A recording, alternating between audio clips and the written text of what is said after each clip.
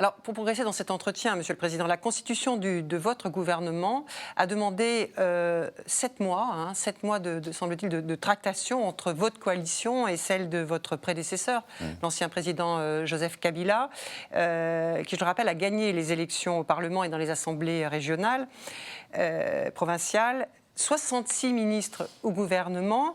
Que répondez-vous à ceux qui voient dans ce nombre de ministres l'expression d'une cohabitation entre vous et l'ancien président Joseph Kabila? Je dis que c'était le prix à payer pour la paix. Vous savez... Pour la paix? Oui, pour la paix. Parce que vous redoutiez pour la paix et de la violence de nouveau. Je craignais peut-être pas de violence, mais de la crise.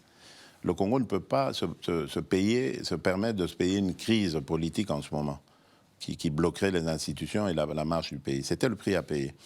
Il ne faut pas oublier que il y a encore quelques mois, nous nous regardions en chien de faïence, et c'est peu dire, avec nos amis de la coalition aujourd'hui. Nous nous sommes combattus de manière rude pendant des années.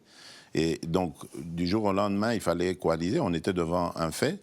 Les uns avaient la présidence de la République, les autres avaient la majorité dans les assemblées. Oui.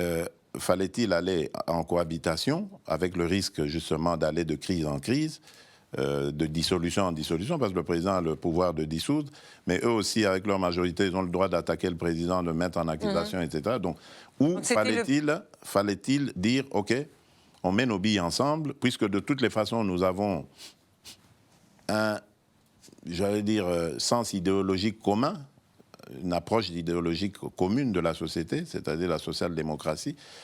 Fallait-il tenter cela, essayer de le mettre nos billes ensemble? On a dit oui, on prend plutôt la seconde hypothèse, et c'est ce que nous avons fait.